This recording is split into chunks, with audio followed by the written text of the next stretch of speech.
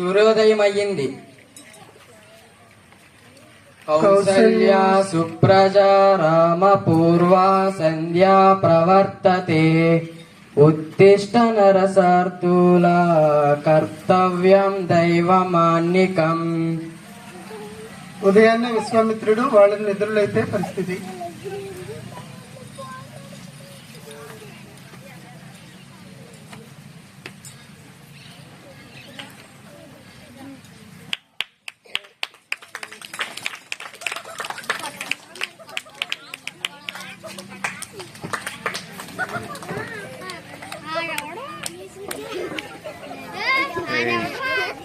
ప్రయాణం కొనసాగిస్తూ ఉండగా తాటకాని యక్షిని వాళ్ళని చిన్నభిన్నం చేస్తుందన్నమాట మలద కరుస గ్రామాల్లో.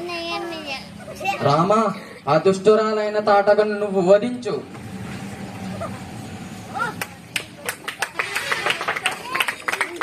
ఏంటి రామా అలా చూస్తున్నావు? స్త్రీలను చంపడం తప్పు అనా?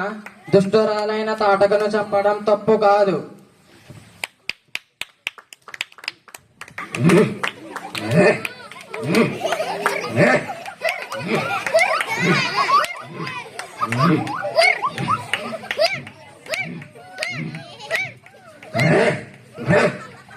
రామా, సంధ్యా సమయం అవ్వబోతుంది.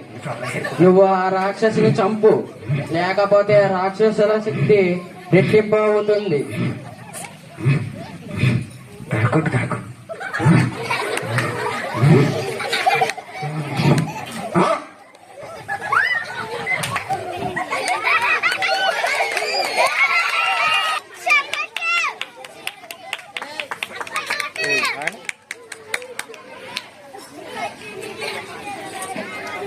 ఆ యాగానికి సంరక్షకులుగా ఉన్నారన్నమాట.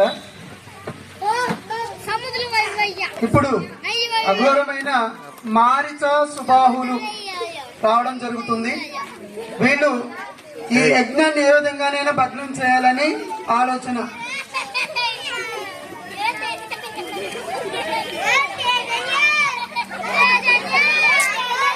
మారీచుడు సుబాహులు రక్తంతో కూడిన ముద్దలను ఆ యాగములు వేయడం జరుగుతుంది.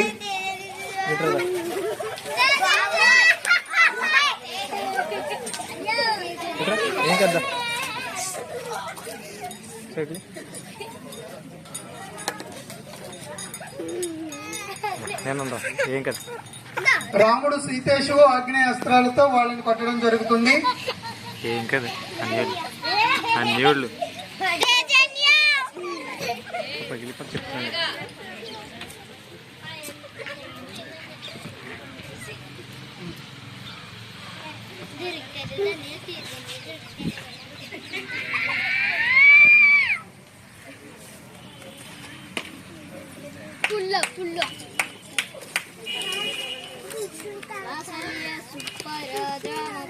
ఇక్కడ అహల్య అనేది శాప విమోచనతో బూడిద కుప్పలో పడి ఉందన్నమాట.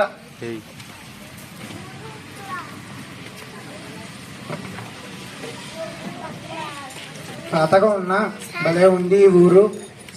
జనసంఖ్య లేదు ఎందుకు? ఇది అహల్య గౌతముల ఆశ్రమం. ఇక్కడ అహల్య శిలగా మారిపోయింది. నీ రాకతో శాప విముక్తి కలుగుతుంది.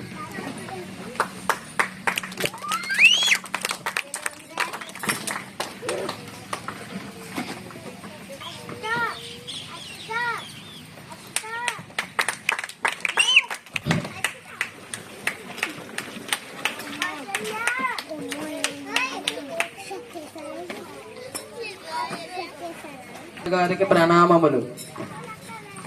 మీరు వచ్చిన రాకకు కారణం చెప్పండి అయ్యా. వీరు అయోధ్యకి రాజైన దశరథుని కుమారులు రామలక్ష్మణులు.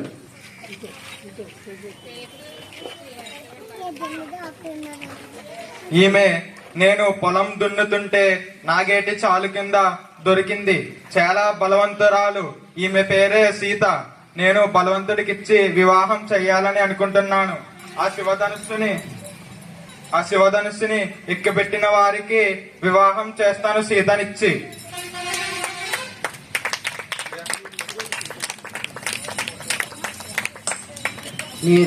మీరు ఆజ్ఞాపిస్తే మేము అది చేస్తాం. తప్పకుండా మహర్షి.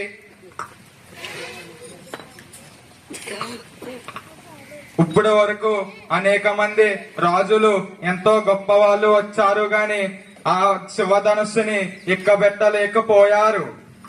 మీరు ఆజ్ఞ ఇస్తే మేము ఆ శివధనస్సుని వెక్కిపెట్టగలము. తప్పకుండా మహర్షి. రామా, అది చాలా శక్తిగల శివధనస్సు. నువ్వే దాన్ని వెక్కి పెట్టగలవు.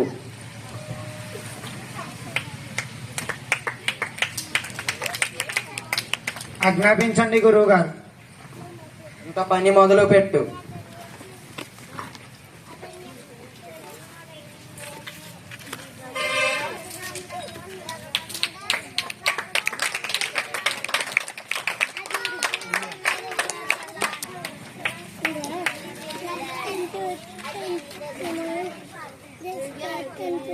మహర్షి, నేను చెప్పినట్టే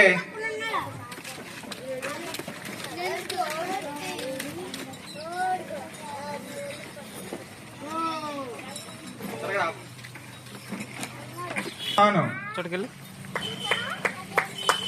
సీతని రాముడికి, లక్ష్మణుడి ఊర్మిళకి, భరతుడికి మాండవిని, శృతకీర్తిని శత్రుఘ్నుడికి ఇచ్చి వివాహం చేస్తాను.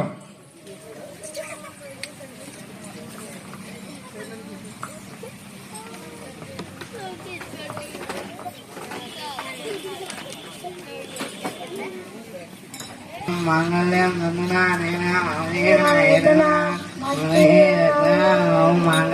దంతునా మమజీవన.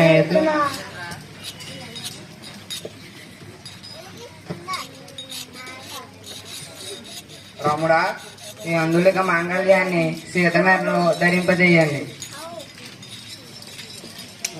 మాంగళ్యం నందనా మమజీవన. భజంత్రీలు